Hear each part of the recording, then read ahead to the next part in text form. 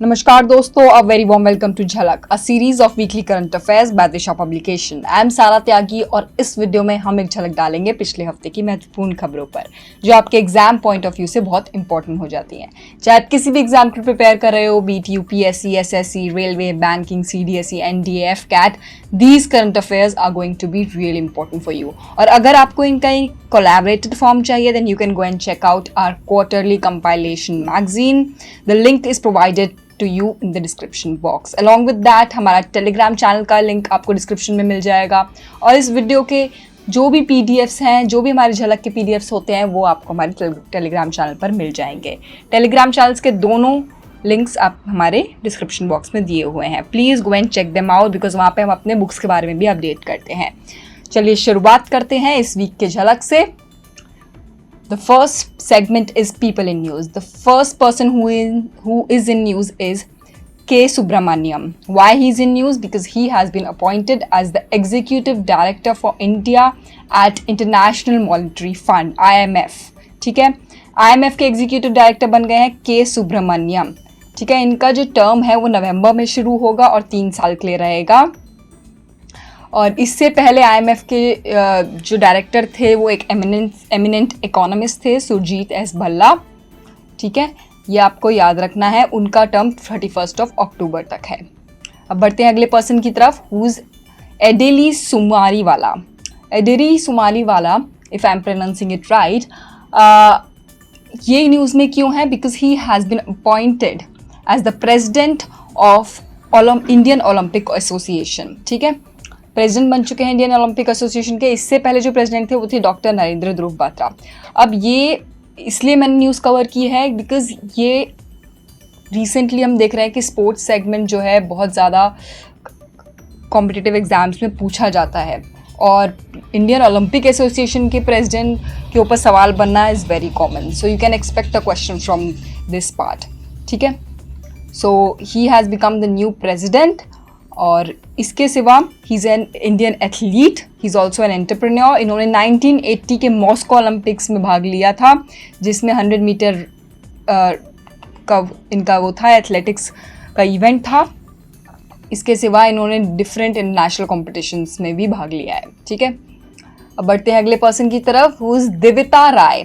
Divita Rai has recently won the prestigious Miss Diva Universe 2022 contest. She's a 23-year-old woman from Karnataka. Miss Universe 2021 जो थी वो थी हरनाज संधू, ये भी आपको बता दूं। उसके बाद ये पीजेंट होता है मिस दीवा, जिसमें कि जो आपका मिस यूनिवर्स पीजेंट होता है वहाँ पे मिस दीवा जो होती हैं इंडिया से वो रिप्रेजेंट करती हैं। ठीक है, अब अगले पर्सन को देख लेते हैं, Anant Narayan Gopal Krishna. Why he has been news? Because he has been appointed as the whole time member of SEBI, Securities Exchange Board of India. इस न्यूज़ को मैं इसलिए कवर किया बिकॉज बहुत सारे हमारे स्टूडेंट्स व्यूअर्स ऐसे हैं जो बैंकिंग एग्जाम की प्रिपरेशन करते हैं, तो वहाँ पे ये डेफिनेटली क्वेश्चन बनता ही बनता है। ठीक है, अपॉइंटमेंट्स कमेटी कैबिनेट ACC जिसे बोलते हैं वही अपॉइंट करती हैं SEBI के मेंबर्स को, ये भी आपको याद रखना है। ठीक है, और अनंत नारायण गोपाल कृष्णा जो है, ही is an associate professor at SP Jain institute of management and research. He will hold this position for next 3 years। अगला पर्सन देख लेते हैं, लिंथॉय चनम्बम। She has been in news again from the sports category because she has scripted the history by winning India's first ever medal in Judo World Championship 57 kg की category में। Under 18 का जो judo world cadet championships होते हैं उसमें इन्होंने history में नाम दर्ज कर लिया है अपना, because she has become the first ever medal winner from India. ठीक है, 15 साल की हैं ये। आउट क्लास किया है इन्होंने ब्राज़ील की बियांका रियस को। ठीक है, 57 kg की कैटेगरी में। ये आपको याद रखना है, इनका नाम बहुत इंपॉर्टेंट है, पूछा जा सकता है, Linthoi Chanambam. Okay, and she is a junior athlete, इसलिए भी इम्पोर्टेंट है। ऑब्यूचरीज देख लेते हैं हम। The first person in obituary is Mikhail Gorbachev. ये काफ़ी ज़्यादा न्यूज़ में थे, जो लोग इंटरनेशनल न्यूज़ फॉलो करते हैं उनको पता होगा। मिखाइल गोर्बाचेव जो हैं ये सोवियत यूनियन के लास्ट लीडर थे। इनकी एज थी 91 और रिसेंटली इनकी डेथ हो गई थी। और ये बेसिकली रशियन डोमिनेशन जब था यूरोपियन नेशंस के ऊपर, ईस्टर्न यूरोपियन नेशंस के ऊपर, तो तब से और decades of east west nuclear concentration जो हम देखते आ रहे हैं, तो तब से ये सोवियत यूनियन के बहुत बड़े लीडर रहे हैं। He waged a losing battle to salvage a crumbling empire, produced extraordinary reforms that led to the cold war. So cold war के टाइम पे भी इन्होंने काफ़ी ज़्यादा रिफॉर्म्स किए थे। 7 साल के करीब ये पावर में थे और ये याद रखना है कि सोवियत यूनियन के बहुत बड़े लीडर थे। तो इनका नाम था मिखाइल गोर्बाचेव। अगला सेगमेंट देख लेते हैं, which is important days. The first important day is national sports day. National sports day 29 अगस्त को हम ऑब्जर्व करते हैं। ये ट्रिब्यूट होता है हमारे हॉकी लेजेंड मेजर ध्यानचंद की तरफ। He was born on this date 29 August 1905 29 अगस्त को इनका जन्म हुआ था, जिसको राष्ट्रीय खेल दिवस या नेशनल स्पोर्ट्स डे के लिए हम सेलिब्रेट करते हैं। ओके, इसके साथ साथ आपको भी बता दूं that it was in 2012 that पहली बार नेशनल स्पोर्ट्स डे मनाया गया था। और मेजर ध्यानचंद जी जो हैं, इनको खेल रत्न अवार्ड मिला है, अर्जुन अवार्ड मिला है, द्रोणाचार्य अवार्ड मिला है, ध्यानचंद अवार्ड्स मिला है। ठीक है, अब आगे बढ़ते हैं अपने अगले डे की तरफ, which is women's equality day 2022। Women's equality day 26 अगस्त को ऑब्जर्व होता है to celebrate women's empowerment and equality. ठीक है, इसकी जो थीम थी वो इम्पॉर्टेंट रहती है, हर डे की थीम इम्पॉर्टेंट रहती है। यूजुअली एग्जाम में आजकल थीम्स बहुत पूछते हैं। सो इसकी थीम थी gender equality today for sustainable tomorrow. आज हम जेंडर इक्वालिटी की करेंगे सो दैट आगे के लिए सस्टेनेबल टुमारो हो, हमारा आगे वाली आने वाली जनरेशन्स के लिए we can also expect sustainability. ठीक है, टुवर्ड्स वुमेन इक्वालिटी। सो 1973 में first day women's equality day celebrate हुआ था, जिसमें कि यूनाइटेड स्टेट्स की वुमेन को जो है वोटिंग राइट्स दी गई थी। सो तब से इसे वुमेन्स इक्वालिटी डे माना जाता है। अगला दिन देख लेते हैं, international day against nuclear test 2022 was recently observed on 29th August. This was to raise awareness about the devastating effects of testing nuclear weapons. दुनिया भर में nuclear weapons different countries are testing, and on this day United Nations organizes an event to create public awareness regarding the nuclear weapons test. Basically 2009 में 2nd of December को जब 64th session हुआ था national united nations general assembly का, UNGA का, तो तब 29 अगस्त को international day against nuclear test observe किया गया था और 64/35 रेजोल्यूशन का यूनानिमस एडॉप्शन हुआ था। ओके, ये आपको याद रखना है, इट्स इम्पॉर्टेंट। अब बढ़ते हैं स्पोर्ट्स सेगमेंट की तरफ। Again extremely important segment, FIFA council remove ban on Indian football. So FIFA council ने ऑल इंडिया फुटबॉल फेडरेशन के ऊपर बैन लगा दिया था, और ये बैन जो है अब रिमूव कर दिया है उन्होंने। Basically it was due to the third party influence में आके लगा दिया गया था। अब AIFF से एग्जीक्यूटिव कमेटी के जो पावर्स हैं उनको ध्यान में रखते हुए अब इस बैन को हटा दिया गया है, और FIFA under 17 women's world cup में जो कि 2022 में अक्टूबर में होने वाला है, उसमें भी इंडिया में होने वाला है, और हम सबको पता है कि उसमें AIFF का जो है बहुत बड़ा हाथ होगा। सो इसलिए फीफा काउंसिल ने ये बैन हटा दिया है। अब बढ़ते हैं हमारे नेशनल सेगमेंट की तरफ। नेशनल न्यूज़ देख लेते हैं। बैटरी वेस्ट मैनेजमेंट रूल्स आए हैं। इन्वायरमेंटल मिनिस्ट्री ने रिसेंटली नोटिफाई किया था बैटरी वेस्ट मैनेजमेंट रूल्स 2022 को for eco friendly disposal of defective batteries. जो आप बैटरीज यूज़ करते हैं, चाहे वो ऑटोमोटिव बैटरीज हो, इंडस्ट्रियल बैटरीज हो, इलेक्ट्रिक व्हीकल्स की जो बैटरीज होती हैं, पोर्टेबल बैटरीज, हर तरीके की बैटरीज जो है उसके लिए एक रेगुलेशन, उसके लिए एक रूल बुक निकाली गई थी। पहले 2001 में निकाली गई थी, अब उसको रिवाइज किया गया है। Management and handling rules books थी फॉर बैटरी, अब उसको रिवाइज किया गया है 2022 के बैटरी वेस्ट मैनेजमेंट रूल्स के साथ साथ, और इसमें बेसिकली एक सेंट्रलाइज्ड ऑनलाइन पोर्टल भी बनाया गया है for exchange of EPR certification between producers and recycling होगी बैटरीज़ की। कैसे हम उन्हीं बैटरीज़ को रिसाइकिल कर, रिन्यूएबल वेस्ट बैटरीज जो हैं उन्हीं से उनको रिसाइकिल करके न्यू बैटरीज बना सकते हैं, ठीक है। और ये जो कॉन्सेप्ट है ये extended manufacturing responsibility EPR battery manufacturers इसके लिए रिस्पॉन्सिबल होंगे। So this is what you need to keep in mind. इसका नाम है बैटरी वेस्ट मैनेजमेंट रूल और ये एनवायरमेंटल मिनिस्ट्री ने निकाला है। कहीं ना कहीं से क्वेश्चन बन जाता है एग्जाम में, यू नेवर नो, इसलिए I just cover most important news pieces. अब देख लेते हैं 67th Filmfare awards recently Times group ने प्रेजेंट किए थे। This is basically to honour best Indian Hindi language films of 2021 और वर्ल्ड जियो सेंटर में हुआ था। ये जो बेस्ट फिल्म थी वो थी शेरशाह बाय धर्मा प्रोडक्शंस। ये कभी कभी क्वेश्चन पूछ लेता है out of nowhere, these questions do arise. Best actor जो थे फिल्म फेयर में वो रणवीर सिंह थे, जिनको कपिल देव मूवी के लिए 83 में इन्होंने एज अ कपिल देव का रोल प्ले किया था। और बेस्ट एक्टर जो थी वो कृति सानंद थी, जिन्होंने मिमी का रोल प्ले किया था in the movie Mimi. Okay, और ये सारे आपको मैंने लिस्ट दे दी है, please go just check this list once so that exam में कोई कन्फ्यूजन ना रहे अगर एक क्वेश्चन बन भी जाए तो।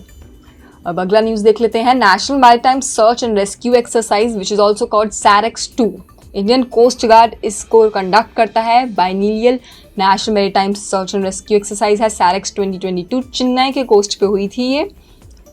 इसमें जो है during this 24 observers from 16 countries participated और इसकी थीम थी capacity building towards maritime security. इतना आपको याद रखना है from the exam point of view.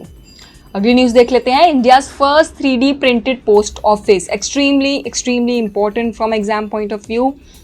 India का first 3D printed post office आ गया है। कहाँ पे होगा ये? बेंगलुरु कर्नाटका में। बेंगलुरु कर्नाटका में से बनाया जा रहा है and it will cost around 1/4 of this amount spent on traditional building. जो कि हम ट्रेडिशनल बिल्डिंग्स बनाते हैं उससे कम से कम 1/4 कम इसमें कॉस्ट लगेगा। और the new post office building in Cambridge layout in Halasuru Bengaluru यहाँ पे बनेगी। और 3D प्रिंटिंग टेक्निक को यूज़ करते हुए बेसिकली जो लार्सन एंड टर्बो कंपनी है वो इस टेक्नोलॉजी को यूज़ करेगी, इस 3D प्रिंटिंग टेक्नोलॉजी को, और उसी से ये पोस्ट ऑफिस बनाएंगे, ठीक है। It will reduce the cost and expedite construction which would otherwise takes months to complete. और इसमें जो है 3D printing of the new post office, it will be 3-storied building. It has been given clearance by the Building Materials Technology Promotion Council of the Ministry of Housing and Urban Affairs and IIT Madras. So इन्होंने इनको एक clearance दिया है कि हाँ you can go ahead with this project, ठीक है। ये मैं इसलिए भी डिस्कस करती हूँ थोड़ी extra information so that you know that कौन सी काउंसिल्स, कौन सी मिनिस्ट्रीज जो हैं ये अप्रूवल्स देती हैं। कभी कभी इसमें जैसे ऐसे इंस्टीट्यूशंस हैं जैसे IIT मद्रास, ये भी इन्वॉल्व होते हैं। Since 3D printing technology involve है तो कहीं ना कहीं वो टेक्निकल टेक्नोलॉजी वाला पॉइंट आ जाता है, ठीक है। अगली न्यूज़ देख लेते हैं। India's first earthquake memorial, Narendra Modi ji ने इंडिया का फर्स्ट अर्थक्वेक मेमोरियल डेडिकेट किया है, जिसका नाम है स्मृति वन। कहाँ पे है ये? भुज, गुजरात में बना है। और ये किसको डेडिकेटेड है? ये उन 12,000 लोगों को डेडिकेटेड है जिन्होंने 2001 जनवरी में भुज में जब अर्थक्वेक आया था उस टाइम उनकी जान चली गई थी, ठीक है। उनको डेडिकेटेड है ये memorial and it is a grand structure around 470 acres में बना हुआ है भुजियो हिल में, भुज टाउन में। सो दिस इज़ एक्सट्रीमली इम्पॉर्टेंट। इसका नाम है स्मृति वन, ये आपको याद रखना है। अगली न्यूज़ देखते हैं। World's largest temple to open in West Bengal, ठीक है। World's largest temple which means that जो इस समय जो वर्ल्ड का लार्जेस्ट टेम्पल है वो है कंबोडिया में। 400 एकड़ का लार्ज अंगकोर वत का टेम्पल कॉम्प्लेक्स है, वो दुनिया का सबसे बड़ा टेम्पल है। बट उसको रिप्लेस करके अब वेस्ट बंगाल में ये टेम्पल ऑफ वैदिक प्लानिटेरियम, ठीक है, लार्जेस्ट रिलीजियस मॉन्यूमेंट बनाया जाएगा। और इसका जो बेसिकली जो इसको बना रहे हैं वो है international society of Krishna consciousness, ISKCON, ठीक है। उसका ये हेडक्वार्टर भी बनाया जाएगा। और कॉस्मिक क्रिएशंस बोला जा रहा है कि वैदिक planetarium it will offer guest a tour of the cosmic creations. तो इसको बहुत ही बड़ा और बहुत ही विशाल और बहुत ही सुंदर तरीके से मनाया जाएगा वेस्ट बंगाल में, ये आपको याद रखना है, ठीक है। अगली न्यूज़ देखते हैं। India's first indigenous aircraft carrier INS Vikrant set to commission. News में काफ़ी ज़्यादा था, काफ़ी लोगों ने इसके ऊपर स्टोरी भी डाली थी on Twitter. The Indian government posted it. Indian air force, Indian navy and army defence forces ने पोस्ट किया था काफ़ी इसके बारे में, तो आप जानते होंगे। INS Vikrant is set to be commission now and INS Vikrant is the largest ship ever build in India's maritime history. 20,000 crore का ये शिप है विक्रांत, और कोचिन शिपयार्ड में इसको बनाया गया है। और it will unveil in naval ensign निशान। बेसिकली हम देखते हैं कि जो भी पहले शिप्स हुआ करते थे इंडियन नेवी के साथ हमारे कॉलोनियल पास से जुड़े हुए थे, बट ये इंडिजिनसली बिल्ड है। सो इसलिए इसे बोला गया है कि हम अपने कॉलोनियल पास्ट को पीछे छोड़ते हुए अब इस नए निशान को, नेवल इंसाइन को हमने सामने लाया है और हम अब इसका यूज़ करेंगे। So India is indigenously capable, ठीक है। और इसका जो वॉरशिप का नेवी का की जो ये वॉरशिप है, इसका design was build by Cochin shipyard as I told you. The carrier is 262 meters long, 62 meters as widest part with 30 meters minus the super depth, 30 meters minus the super structure जो इसका पूरा है, ठीक है। ये आपको याद रखना है। INS विक्रांत न्यूज़ में रहा है, पक्का क्वेश्चन बनेगा एग्जाम में, आने वाले सभी एग्जाम्स में इसके ऊपर क्वेश्चन बनना ही बनना है करंट अफेयर्स में, ठीक है। आप इसमें कंफ्यूज मत होना, एक है INS विक्रांत, एक है INS Viraat. So do not get confuse between both of them. It's name is INS Vikrant. So अगला न्यूज़ देख लेते हैं, which is also the last news piece for the day. No, not exactly the last, but we also have international segment, but national news की last piece है, तो देख लेते हैं। India's unemployment rate has surged to a 1/3 of 8.3%, ठीक है। So 1 year में 8.3% ज़्यादा बढ़ गया है इंडिया का अनएम्प्लॉयमेंट रेट इस time. So basically in August, employment sequentially fall by 2 million to 394.6 million. ये रिपोर्ट दी है centre for monitoring Indian economy ने। The urban unemployment rate is usually higher at about 8% than the rural employment rate which is around 7% this time. और unemployment rate जो है rural India में it rose to 6.1% in July and 7.7% in August. This is extremely worrisome because after COVID, a lot of people in India also and over the world also they got unemployed. और the unemployment rate जो है सबसे lowest था वो था छत्तीसगढ़ में, उसके बाद मेघालय में, उड़ीसा में और महाराष्ट्र जैसी स्टेट्स में, ओके। बट सबसे ज़्यादा लोएस्ट था छत्तीसगढ़ में और सबसे ज़्यादा हाईएस्ट था हरियाणा में, विच इज़ 37.3%, और जम्मू एंड कश्मीर में, राजस्थान में, झारखंड में। ये सारी स्टेट्स का आपको याद रखना, बिकॉज कभी कभी ये सीक्वेंस वाइज भी क्वेश्चन बन जाता है कि हाईएस्ट से लोएस्ट बताओ रेट, ठीक है। ये इसलिए इम्पॉर्टेंट है। अब बढ़ते हैं हमारे इंटरनेशनल सेगमेंट की तरफ। इंडिया वोट्स अगेंस्ट रशिया इन UNSC। United nation security council की जो मीटिंग हुई थी उसमें इंडिया ने फर्स्ट टाइम एवर एक ऐसे मेजर प्लेटफॉर्म पे UNSC पे रशिया के अगेंस्ट वोट किया है, ठीक है। प्रोसीड्यूरल वोट होता है एक, वहाँ पे UNSC ऑन यूक्रेन की तरफ जब हो रहा था तो 15 मेंबर्स का पावरफुल UN बॉडी जो है यूक्रेनियंस की तरफ वोट करना और रशियंस की तरफ वोट करने में जब कंपैरिजन हुआ तो इंडिया वोटेड अगेंस्ट रशिया, ठीक है। In the response to Russians request procedural vote was held on 15 members of IC and 13 votes in favour of allowing Zelensky to address the council, ठीक है। और चाइना ने again it has decided to abstain from voting. But India के plans clear थे, India voted against it. So now this can again move the various assumptions that we had for Russia and India relationships and Russia and Ukraine relationships, but India made it clear that we are not towards Russia or we are not towards Ukraine. So that is very clear. So बढ़ते हैं अगली news की तरफ, which is Nepal suspends Gorkha recruitment for Indian Army. So Nepal has stalled the recruitment of Gorkhas in Indian Army under the Agnipath scheme. ठीक है, basically जो Gorkha recruitment है, नेपाल ने बोला है कि वो अपने सोल्जर्स को नहीं रिक्रूट करेगा. ठीक है, इस स्कीम के अंडर जो अग्निपथ स्कीम है. ठीक है, recruitment of Gorkhas from Nepal began on British Indian army after treaty of Sargaon which was sign between 1816 between the government of Nepal and British East India company.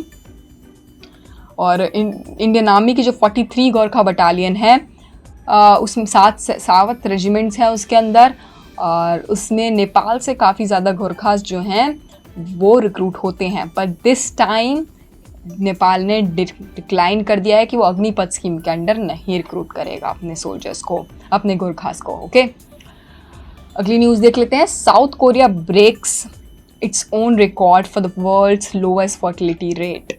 तो साउथ कोरिया ने अपना ही रिकॉर्ड ब्रेक कर लिया है. सबसे पहले इन्हीं का था लोएस्ट फर्टिलिटी रेट, और ज़्यादा गिर गया है. So basically south Korean women they were estimated based on 2021 data. Usually average was just 0.81 children over the lifetimes, down to 0.84 a year earlier. Okay, so इनका fertility rate और ज़्यादा गिर गया है. और according to the United Nations Global Population Projections and World Bank's data report further stated, Korea is the fastest aging nation among the economies. ठीक है, China is also the fastest aging region, but South Korea उससे भी ज़्यादा नीचे है. अब अगली news देख लेते हैं. Pakistan floods affects 33 million people. जो लोग इंटरनेशनल न्यूज़ फॉलो करते हैं उन्हें पता होगा कि पाकिस्तान में इस बार काफ़ी ज़्यादा मॉनसून फ्लड्स आई थी, जिसमें कि कम से कम बहुत ज़्यादा लोग, अराउंड 11,000 से भी ज़्यादा लोग जो हैं, 33 मिलियन पीपल को तो डैमेज हुआ ही था, बट 1100 लोग मर भी गए थे उसमें. और पूरी जिस तरीके से पूरा Pakistan national disaster management authority जो है वहाँ की, वो काफ़ी बुरी तरीके से अफेक्ट हो गई थी. ठीक है, स्वैत वाली है खैबर पख्तूनख्वा है प्रोविंस इनका, जहाँ पे काफ़ी लोग अफेक्ट हुए थे. इंफ्रास्ट्रक्चर डैमेज हो गया था. जो प्राइसेस हैं बेसिक गुड्स के, जैसे कि टमेटोज़, अनियंस, चिकपीज़, ये सब जो हैं काफ़ी ज़्यादा राइज पे हो गए हैं. इन्फ्लेशन वहाँ पे बहुत एक्सट्रीमली हाई है इस टाइम. सो जो ब्रेड बास्केट प्रोविंसेस हैं, जैसे सिंध और पंजाब का जो एरिया था, वो भी पूरी तरीके से बाढ़ के चपेट में आ गया था, जिसकी वजह से अब आगे भी पाकिस्तान की बुरी हालत होने वाली है. ठीक है, और यूनाइटेड नेशंस ने इसको 160 मिलियन का फ्लैश अपील के तौर पे डोनेशन भी देने के लिए बोला है. सो अगली न्यूज़ देख लेते हैं. Air Asia India first airline to use CAE AI training system. ठीक है, CAE artificial intelligence power training system है एक तरीके का, जिसे एयर एशिया से यूज़ करेगा. CAE is a leading provider of pilot training solutions that are based on simultaneous technology. इसके CAE के जो हेडक्वार्टर्स हैं वो कनाडा में हैं. सो बेसिकली कोई ना कोई एग्जाम में एक ऐसा question out of nowhere they can ask, इसलिए मैंने कवर किया है ये. ठीक है, अगली न्यूज़ देख लेते हैं. Russia pulled out from project 75 program. Recently Russia has pulled out from this race of building 6 state-of-the-art diesel electric submarines for the Indian Navy under the Project 75. So basically Project 75 में आपको पता होगा 6 state-of-the-art diesel electric submarines बनाने का दावा किया गया था इंडियन नेवी के साथ, जिसे Project 75 भी हम बोलते हैं. और the only remaining vendor is in South Korean OEM.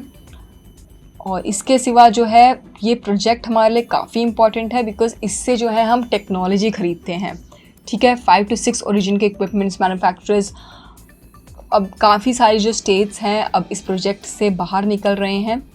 So it is a worrisome thing for India also, because submarine जो है बहुत इम्पॉर्टेंट है फॉर इंडियाज़ डिफेंस डेवलपमेंट और डिफेंस की कैपेबिलिटीज़ को बढ़ाने के लिए. But with Russia pulling out and with India voting against Russia in the UNSC, so it is something to worry for in future. But अगर आपने और जानते हैं और पढ़ा है प्रोजेक्ट 75 के बारे में, please do let me know in the comment section so that we can make a separate video also. और अगर आपको पता है तो please do share the information, okay, कि प्रोजेक्ट 75 है क्या एग्जैक्टली. तो this was it for the week. I hope you enjoying this series because काफ़ी टाइम बाद आई है ये सीरीज़. अब हम इसको दोबारा कंटिन्यू करेंगे. It was due to some problems internally that we could not get out with this series of Jhalak, but we promise to continue it in the future because we are getting great response from your side. Please comment भी कीजिए आपको और कौन से videos चाहिए या और हम additions क्या कर सकते हैं. It will be really helpful for us. Thank you and have a good week ahead. धन्यवाद, नमस्कार.